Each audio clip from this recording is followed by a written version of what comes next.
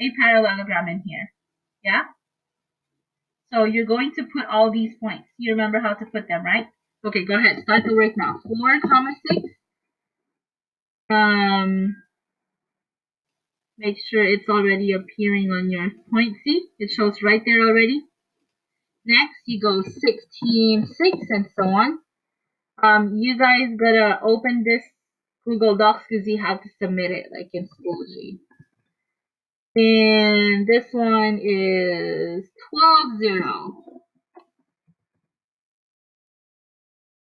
All right. Okay, I can hide that for now, so I'll have more space. By the way, zoom out. Okay, I think that's big enough. You see my parallelogram right there, right? Okay, so you have to connect the 4 points. Connect the 4 points to draw a parallelogram. So how do I connect the 4 points? You go to, okay, you toggle among these things right here on top. These are the geometric tools. These are some of the algebraic tools. I need a line. Okay, there. So line. No, a segment rather. Maybe line will do. Let's see. Would nice. Would be nice if you have a segment. Do you see a segment? I had to use GeoGebra geometry because it doesn't have segment. Oh, okay, that's smart. That's smart. Okay. Now, like you're giving me. Yes, I'm using GeoGebra graphing. Oh my god! I meant to put geometry, then I put graphing. Oh well. Okay.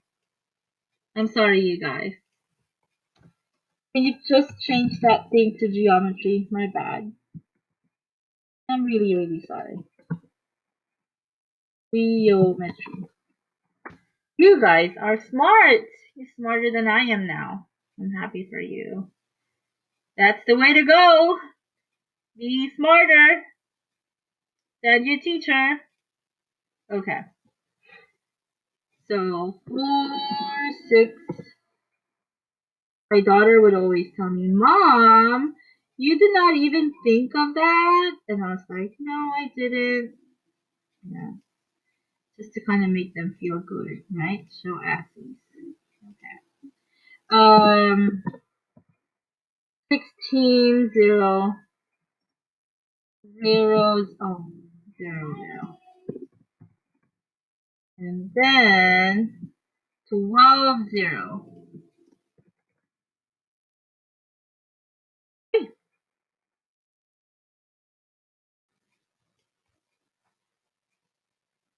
So zoom out. That's my parallelogram right there. Oh, honey, be careful. All right, I'll give you some time to work on that, you guys.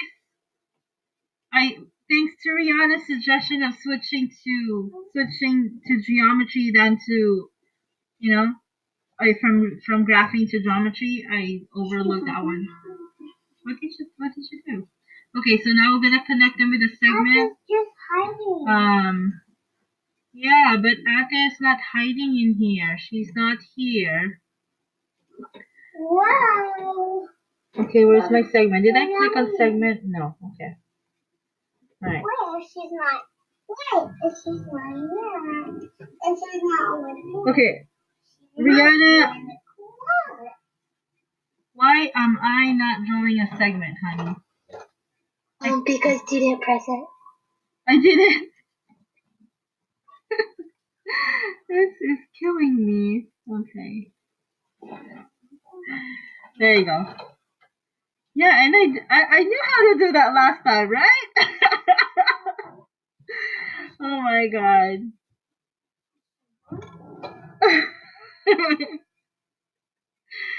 Oh my gosh. Okay, here we go. Alright. Yeah. So that's our parallelogram. Alright. Okay, so now what's our first question right there? It said, connect the 4 points. We did that. And then the quadrilateral form is called a parallelogram. Now we have to define a parallelogram. Okay, so go ahead and type in that one. How will you define a parallelogram? Honey, mommy is zooming. Okay. No playing in the bedroom, please. Right. A slanted square. Oh, when you say square, Rocky, it has 4 equal sides. That's a rhombus. A slanted square is a rhombus. Okay. Come on, baby. Sorry. All right. Yeah, so that's a rhombus.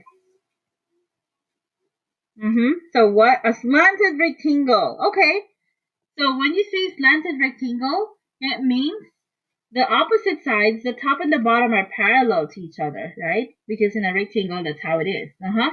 And so are the left and the right hand sides.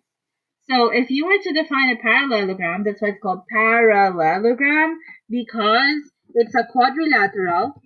A parallelogram is a quadrilateral with two pairs of opposite. Ooh, cool. Two pairs of opposite sides parallel. Boom. How do I change my basic tools? My screen. I know, Adrian. Even Rihanna taught me that too. So you know, like how you have graphing over here.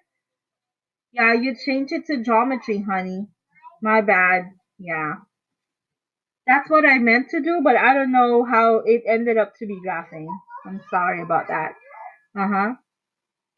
So you click on that and change the graphing to geometry, but you have to enter the points again. I'm sorry. That was my mistake. I put the wrong link right there. Yes. Okay, so two pairs of opposite sides parallel. That's a parallelogram. So, Rocky, going back to what you said earlier, can I call a rectangle a parallelogram? Yes or no? Yes, very good. How about a square? Is a square a parallelogram? Yes or no? Yes, good job. There's one more thing. A trapezoid. Can I call a trapezoid a parallelogram? Yes or no? No, because in a trapezoid, sometimes the left and the right hand sides are not parallel. Yes, so that's one thing that we're going to like, you know, undo this year.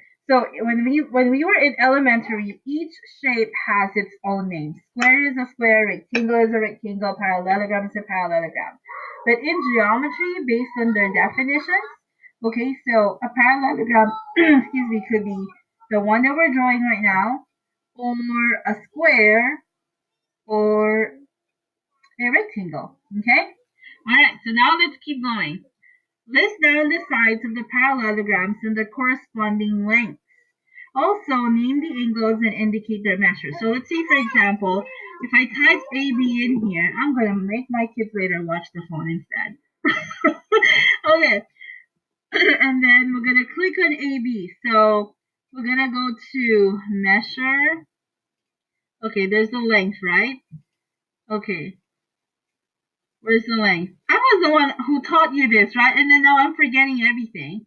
So where is my measure tool? Right there. Okay, I'm so cray cray today. I'm so sorry. I'm just so tired toggling from one device to the other. Okay, so if I click on the length, it says 12. There you go. And this is also 12. And this is 7.2 and this is 7.2. Okay? Alright, so go ahead and fill up that table. When you do the angle, you do the same thing. Under the measure tool, there's an angle. Yeah, I'm supposed to know that, but then, like, okay, there you go. Okay, and do the same thing right there. So measure all of them.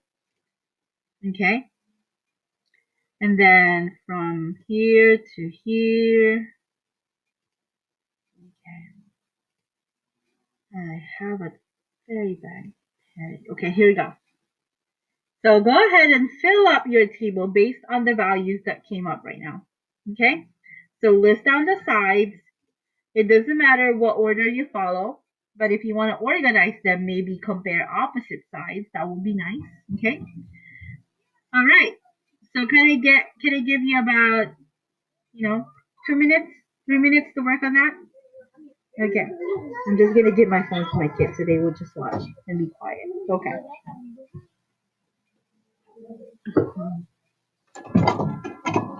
In the living room, just watch.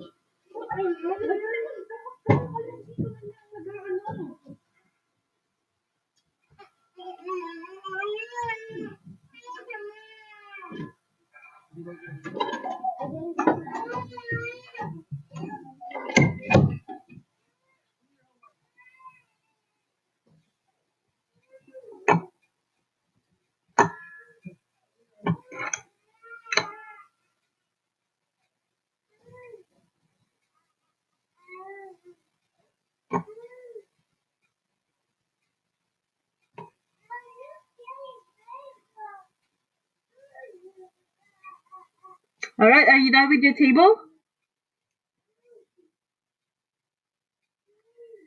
All right. So based on your table for number 3, right? Oh, not yet. Sorry. Okay. Oh, go ahead. Fill it up. Yeah, that's fine.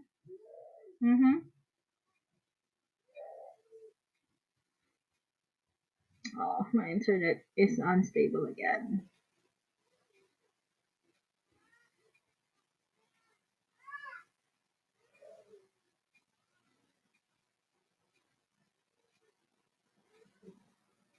All right. So fill that up. Write all of them down. Now my husband is getting that.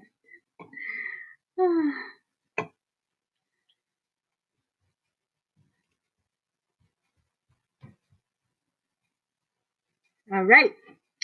So based on the results of your table for number 3, excuse me, write your claim about the relationship between any two opposite sides of a parallelogram. So based on how you filled up in a parallelogram, the opposite sides are equal to each other. Perfect. So the opposite sides are congruent. Yes? That's great, Rocky. So the top is congruent to the bottom, and the left is congruent to the right hand side. And guys, remember what we were talking about earlier. So now do not limit yourself to the figure you see on the screen, right? So that's not our only parallelogram. Parallelograms now include rectangles, squares, rhombus. So all of those have opposite sides congruent to each other. That's cool. Okay, next. Based again on the table, write your claim about the relationship between any two opposite angles. Any two opposite angles. Any two opposite angles. And remember, you're trying to discover not just only that property for A, B, C, D over here, but for all the parallelograms that we talked about. So in a parallelogram, the opposite angles are congruent to each other. The measures of the angles are the same. Any two opposite sides of a parallelogram are the same lengths or congruent. That's great, you guys. Perfect.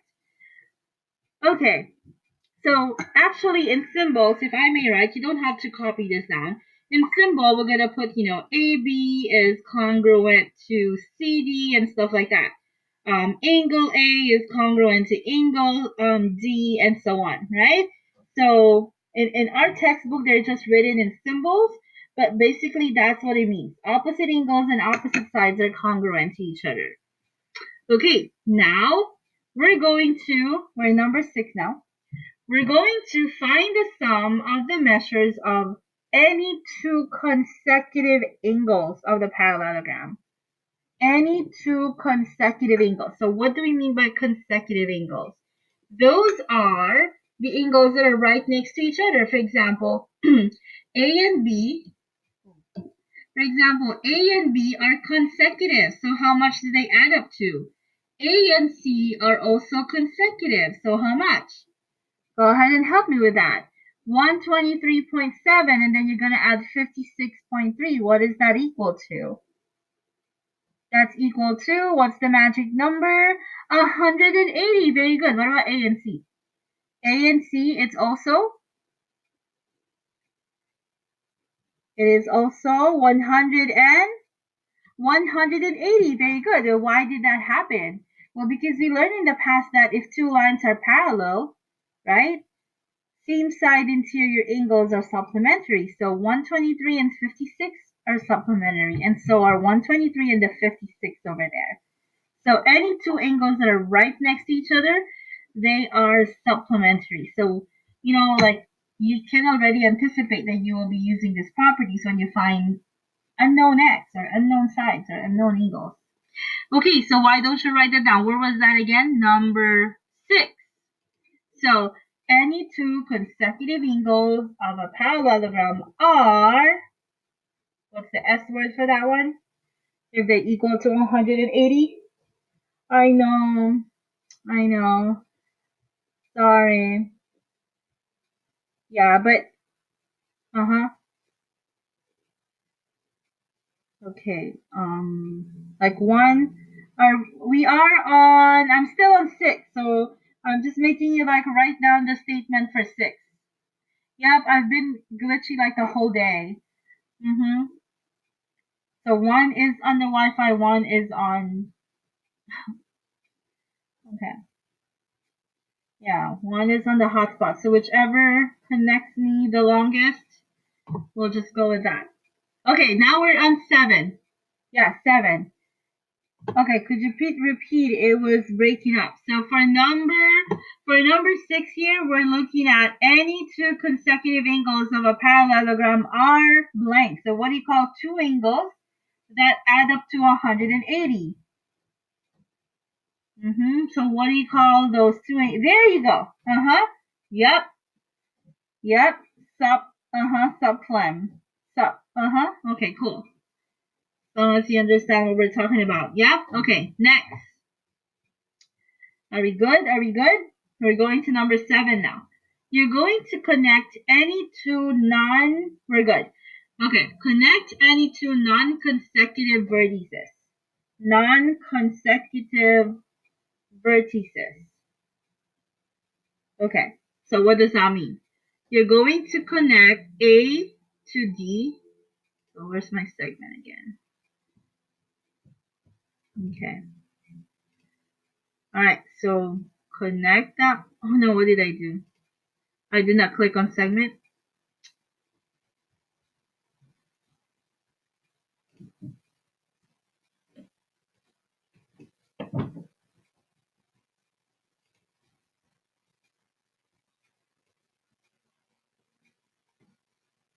Alright, so that's one non-consecutive vertices. And then that's another one.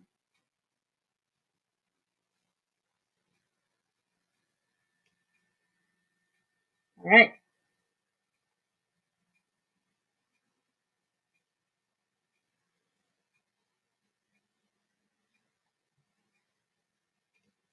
Can you still hear me? Okay, my other device. Okay, cool. Anyway, so we're connecting opposite vertices, and now let's see what happens. Connect any two non-consecutive vertices. These are called diagonals. How many diagonals can a parallelogram have? Yeah, so how many diagonals can a parallelogram have? There must only be, yes, that's the maximum. That's the maximum. So any quadrilateral actually can only have 2 diagonals. All right, and of course, as the number of sides increase, the number of diagonals also increases. All right, so now let's go to 8. Measure the 2 shorter segments in which each diagonal is divided. So before you can do that, you have to plot a point first in the middle where they cross each other. So, Okay, so you have to plot a point at their intersection. There you go. So you see point E right there in the middle. Once you have that point E, you can measure the two shorter segments in which the diagonals are divided. So where's the measure? Here we go. So let's measure A, E, and then E, D, and then do it again. B, E, then E, C. And before I forget, you remember last time what we did, you can save this one, right? Okay. All right. And hopefully, like at the end of the school year, if you're doing your online portfolio, maybe you can embed some of these links into the geometry section if you guys wanted to do that. Okay. So for number 8, write your claim about the point at which the diagonals intersect each other. What point could this be, and what do diagonals do to each other? Ooh, that's a lot of questions. So bottom line is, what do you call the point? What do you call point E? And what do the diagonals do to each other? It could be the center of the parallelogram. Okay, great. It's actually the midpoint of both diagonals, right? Okay, so you could say E is the midpoint of the diagonals. So that means you can type the diagonals of a parallelogram bisect each other. There you go. Diagonals of a parallelogram bisect each other. So in other words, they cross at each other's midpoint, right? They divide or split each other into two equal halves. So that means E is the midpoint. You can say what did I do? You can add here the intersection is the midpoint, the bisector. Okay. All right. Now let's move on. Compare any two triangles that form vertical angles. Compare any two triangles that form vertical angles. Okay. So if you look at your parallelogram, there's two pairs of triangles that form vertical angles, right? Okay, this one looks like an hourglass. 1, 2, and then 1, 2. How are these triangles related? Explain, and how many pairs of these types of triangles can you identify? And then you have to name them. Okay, so how would you answer that question right there? How are the top and the bottom triangle related? And then how are the left and the right hand sides triangle related? A vertical angle is okay, they look like this. Vertical angle. So these two are vertical angles. And then that's another pair. So they intersect at their vertices. And Rocky said vertical triangles are congruent and there are two pairs of vertical triangles in the quadrilateral. That's great. Yes. So in fact, yes. So the vertical triangles are congruent to each other, right? And to be more specific, this is side congruent to that. EC is congruent to BE. You have a vertical angle in the middle. So the two triangles are congruent by SAS, right? SAS. So in fact, when you put this triangle on top of the other, you don't just flip it up. You have to rotate it first before you flip it. Remember transformations before? You have to rotate first before you flip up. Okay, so they're congruent by SAS, And how many pairs of these types? Rocky said it very well. There are 2 pairs. There are 2 pairs of vertical triangles that are congruent to each other. Right? Okay, so the last thing you will do is to just take a screenshot of your work and paste it at the bottom. Yep, and that should finish your Google Docs today. So take a screenshot and paste it at the bottom. Yeah. Then when you're done, you can submit your your Google Docs in Schoology. Okay.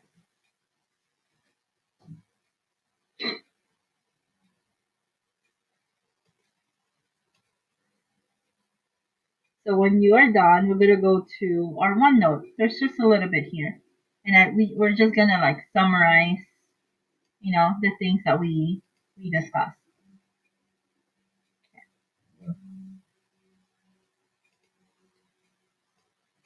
Did I send this to you? I'm not really sure. I'm gonna look at Oh, it's not sent yet. Is that homework on Notebook? You can actually do it here if you want to, yeah. Or if you can also do it in Notebook, that's fine. Yeah.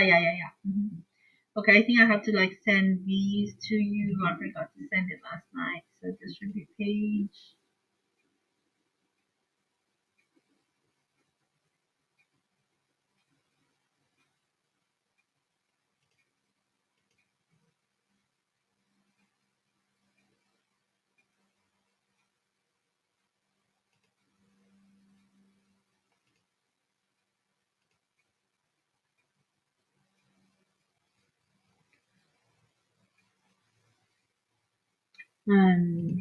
Sending. Okay, I'm sending 2 pages to you in your week number 6 folder. The first one is where we are going to define a quadrilateral. Okay. There you go.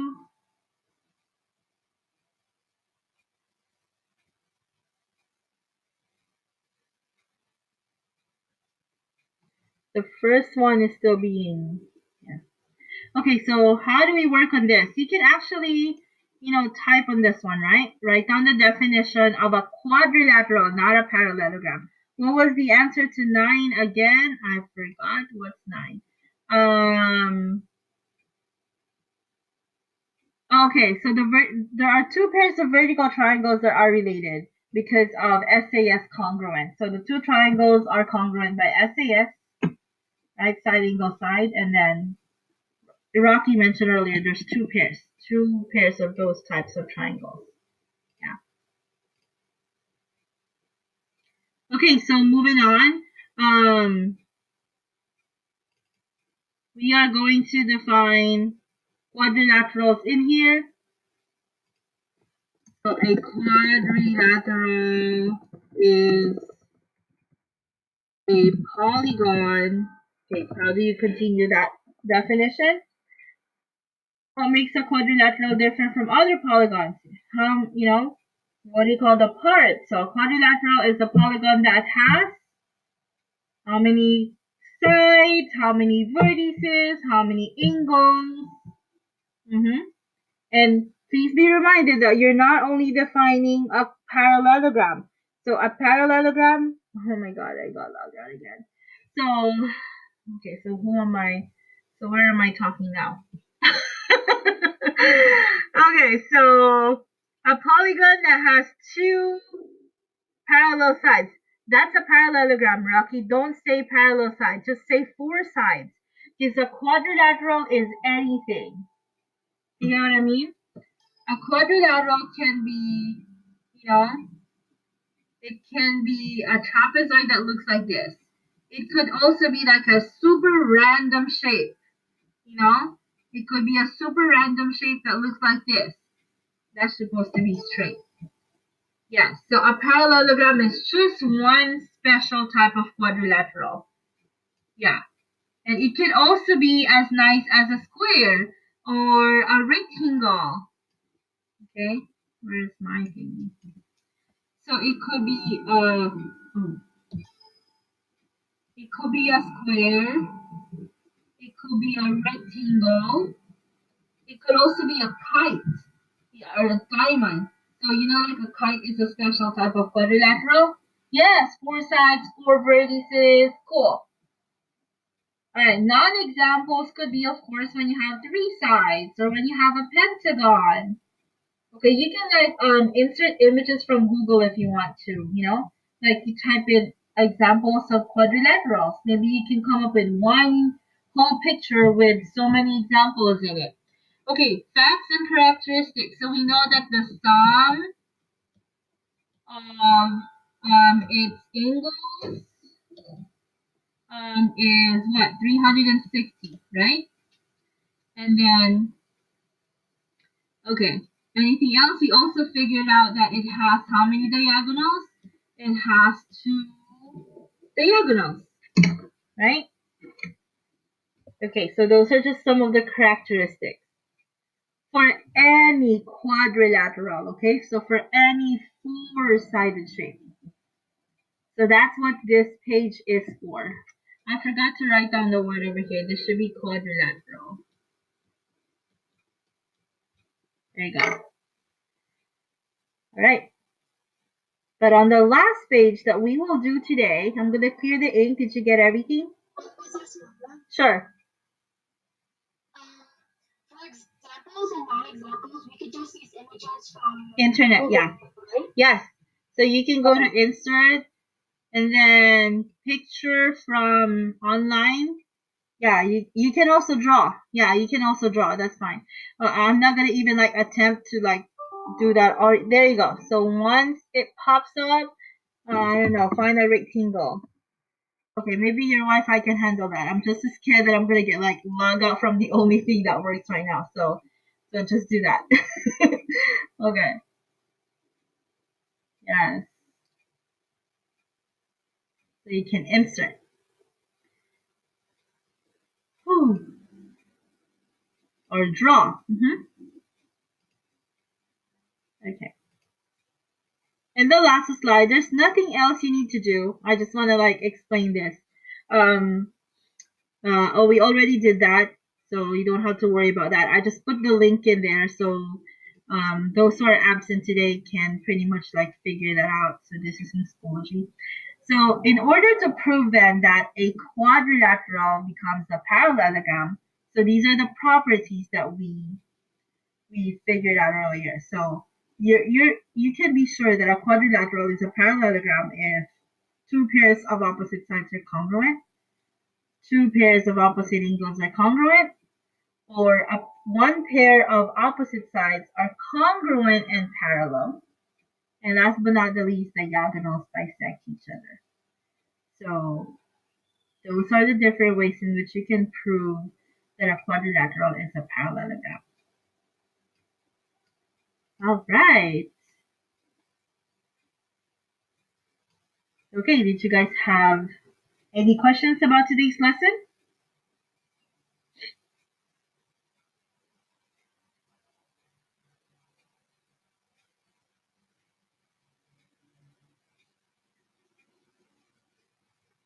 No questions. Okay, so for your weekend homework, just continue working on those two things that I uploaded if you haven't done them yet. Uh-huh. Yep. And we're meeting on am I meeting you on Monday or is it even on Monday? I have to check the website on that one. Which things? Oh, the wait, I'll look at week 6. Progress check. This one. 1, 2. So those are the only ones that you need to finish over the